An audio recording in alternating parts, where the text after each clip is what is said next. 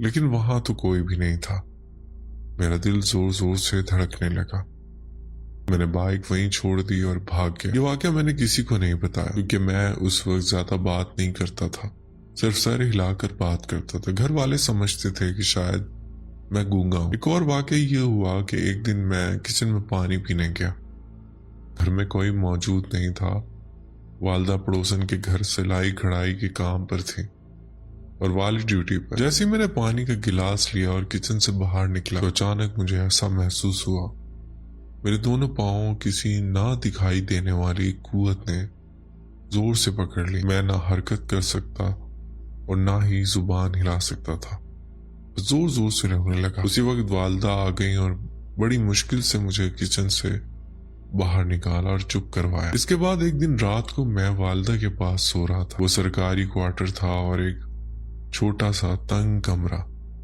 सब सो रहे थे लेकिन मुझे नींद नहीं आ रही थी और मैं जाग रहा था। हमारा बेड बिल्कुल दरवाजे के करीब था। अचानक मैंने देखा कि बाहर से एक लोहे की रॉड तेजी से आई और सीधी कमरे में दाखिल होकर हमारे बेड के नीचे जा गिरी। ये मंजर और आवाज सिर्फ मैंने देखी और सुनी। मैंने हिम्मत करके झुक कर बेड के नीचे देखा तो वहां एक इंसान नुमा खोपड़ी पड़ी हुई थी। अदनान भाई, मैं खौफ के मारे भागकर वालदा के पास लेट गया और सब कुछ उन्हें बता दिया। उन्होंने बेड के नीचे देखा मगर वहां कुछ भी नहीं। बड़ी मुश्किल से वालदा ने मुझे सुलाया। अल्लाह के करम से कुछ दिन बाद हमने वो घर छोड़ दिया और फिर एक दिन अब्बू ने बताया वो घर एक खंडर बन चुका। ये थी अदनान भाई मेरी सच्ची कहानी, जो मैंने एक एक लफ्ज सच बयान की।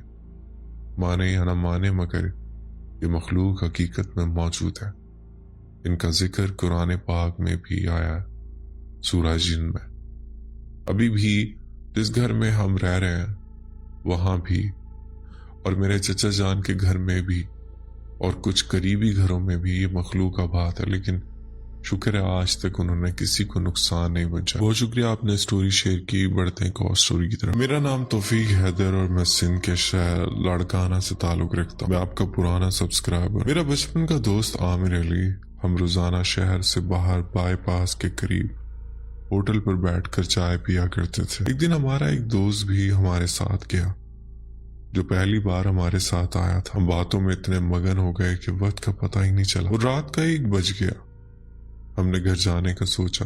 बाइक मेरी थी और इसलिए पहले मैंने तय किया कि उस नए दोस्त को उसके घर छोड़ दूं, फिर आमिर को ड्रॉप करके खुद घर चला जाऊं। जब हम अपने उस दोस्त को उसके दरवाजे पर छोड़ने लगे तो आमिर ने कहा जाते जाते हमें पानी पिला दो। वो अंदर पानी लेने गया और हम दोनों बाहर बाइक पर बैठे रहे। गली बहुत तंग थी, सिर्फ बाइक ही गुजर सकती थी।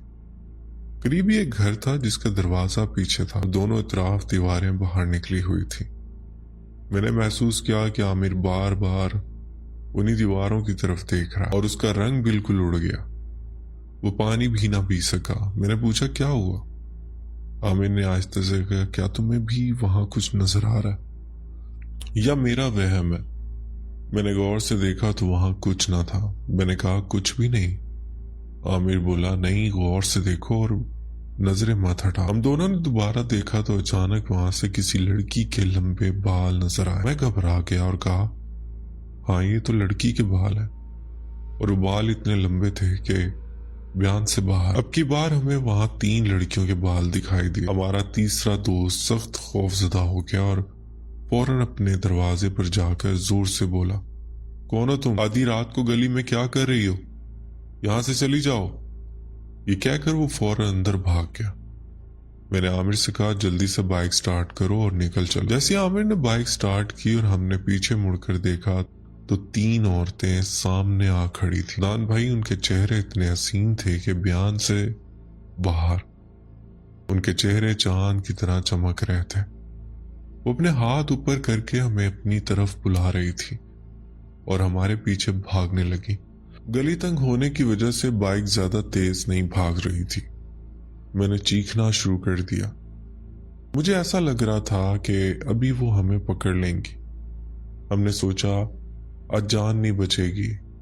मैंने वो तमाम कुरानी आयत पढ़ना शुरू कर दी जो मुझे याद थी, खासतौर पर आयतुल कुर्सी, जैसे ही हमने दम किया और पीछे मुड़कर देखा तो वहां कुछ भी नहीं था। अगले दिन हमारे उस दोस्त ने अपनी नानी को उस घर भेजा ताकि वो उन औरतों को समझा दे कि आधी रात को गली में ना घुमा करें। जब हमारे दोस्त की नानी ने उस घर के बुजुर्ग औरत से बात की तो उसने कहा, इस घर में सिर्फ मैं और मेरी बहू रहती और कोई औरत नहीं। ये सुनकर हमारे होश उड़ गए।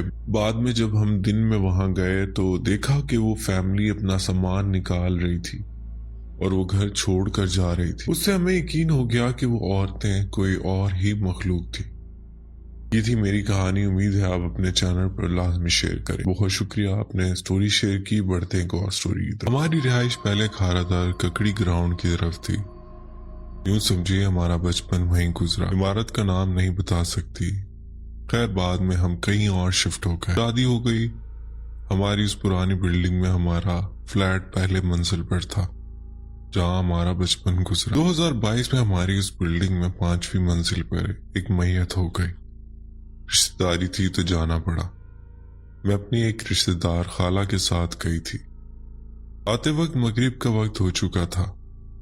हम लोग वापसी के लिए नीचे उतरे तो पहली मंजिल पर अपने पुराने फ्लैट का दरवाजा देखकर मैं पुरानी यादों में खो गई। वो फ्लैट काफी अरसे से खाली था।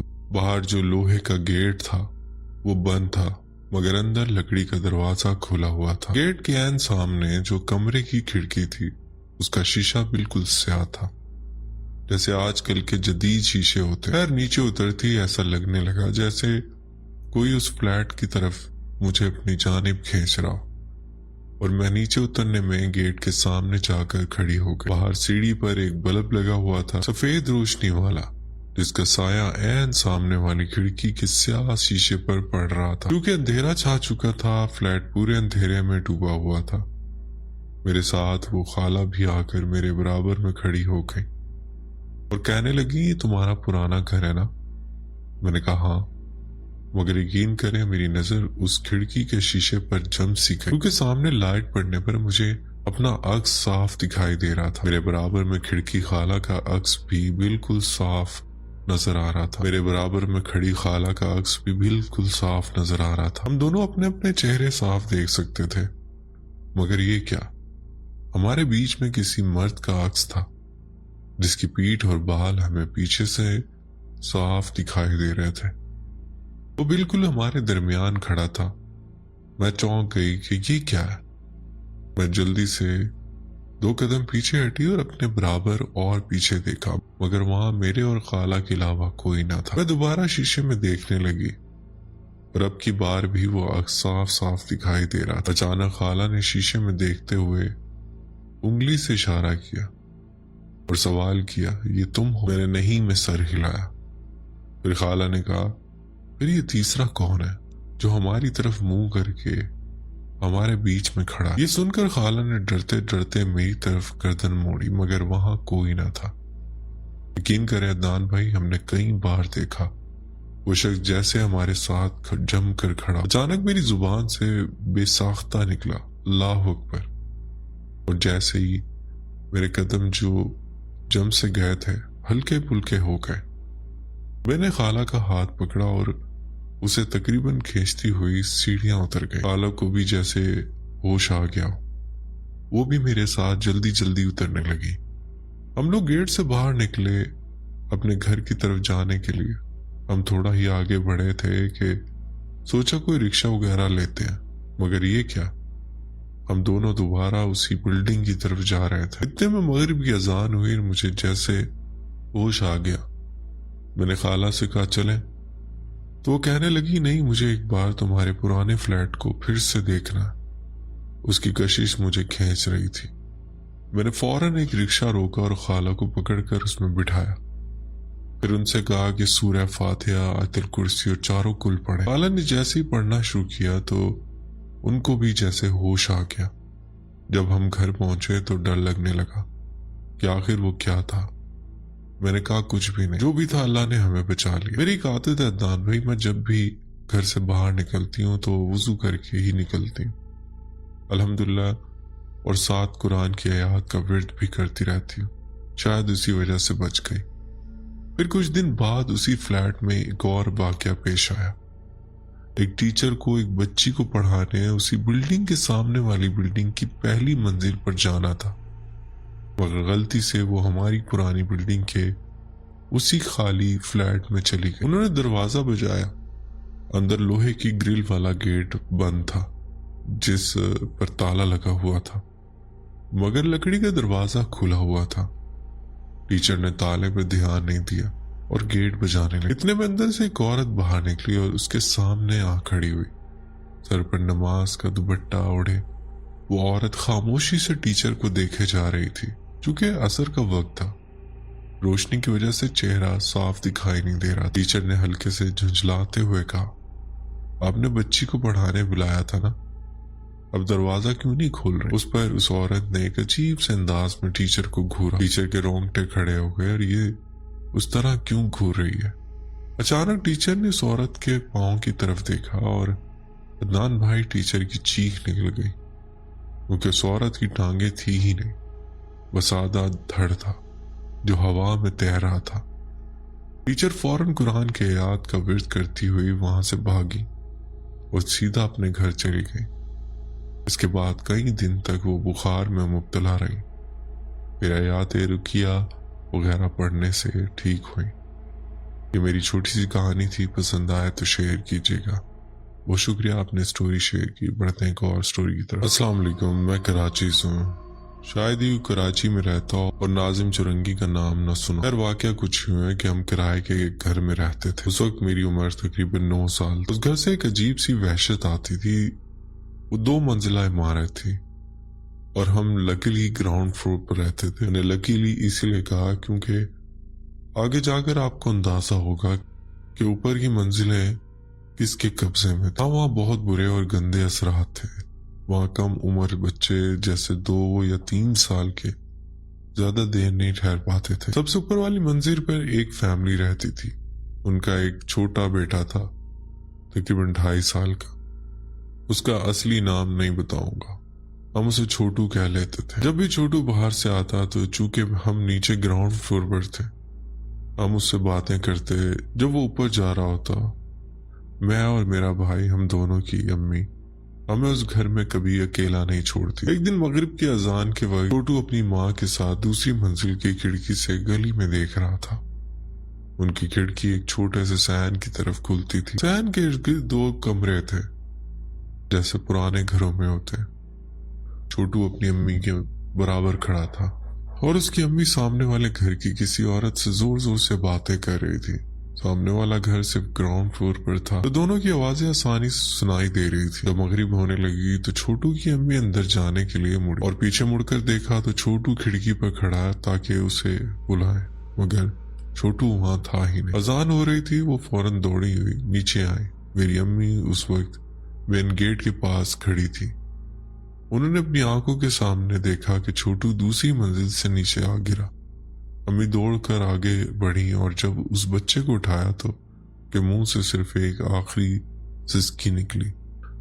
امی کہتی ہیں پتہ نہیں کہاں سے گلی کے لڑکے آئے اور بچے کو اسپتال لے گئے، مگر وہ کہاں بچتا۔ سامنے والے گھر والی بتاتی تھی کہ جب وہ بچہ ہوا میں گرا تو انہوں نے اپنی آنکھوں سے دیکھا، وہ اپنے صحن سے دیکھ رہی تھی، ان کے ہاتھ میں برف تھی۔ کہتی ہیں کہ جیسی وہ چھوٹو کی امی ان سے بات کر کے پیچھے ہٹی یا کھڑکی سے ہٹی ہی تھی، چھوٹو نیچے آ گئی۔ یہ منظر دیکھ کر وہ عورت چیخ پڑی اور اس کے ہاتھ سے برف گری، سیدھی اس کے پاؤں پر جا لگی۔ وہ بھی دوڑ کر باہر نکلی، تب تک میری امی کے ہاتھ میں وہ بچہ تھا۔ ہم اس وقت ٹیوشن گئے ہوئے تھے۔ جب واپس آئے تو دیکھا کہ ہمارے گھر میں رونا پٹنا اور بھیڑ لگی ہوئی تھی۔ چونکہ ہم گراؤنڈ فلور پر تھے، سب لوگ نیچے ہی جمع ہو گئے تھے۔ اس کے بعد وہاں پہلے فلور پر نئے کرایہ دار آئے۔ ان کا بھی ایک چھوٹا بیٹا تھا، صحت مند اور تندرست، شاید 2 سال کا، لیکن کچھ ہی دنوں میں وہ بچہ ایک عجیب بیماری میں مبتلا ہو گیا کہ جسم کی رنگت بدل گئی، جسم پھولنے لگا اور آخر میں وہ بچہ بھی اللہ کو پیارا ہو گیا۔ مجھے یاد ہے میں نے پہلے ہی کہا کہ لکیلی ہم نیچے تھے، تو اسی لیے کہا تھا شاید اوپر کسی اندیکھی وجود کا بسیرا تھا۔ کچھ وقت بعد دوسرے فلور پر ایک فیملی آئی۔ ایک دن وہاں انکل بتانے لگے کہ گرمی اور بجلی نہ ہونے کی وجہ سے وہ رات کو سب سے اوپر टैंकी के पास तकिया लेकर सो गए थे। अगली सुबह जब नीचे आए तो वो कांप रहे थे। कहने लगे, रात को मैं सो रहा था कि किसी ने मेरे पांव अंगूठे को पकड़कर झंझोड़ा। मैंने आंख खोली तो एक काला साया खड़ा था। पीछे बच्चों के हंसने और खेलने की आवाज आ रही। अंकल कहते हैं कि उस साये ने मुझे झंझोड़ कर कहा, नीचे जाओ, यहां से उठो। मैं तो हक्का बक्का रह गया और भाग कर नीचे आ गया। वाकई वहां एक अजीब वीरानी थी।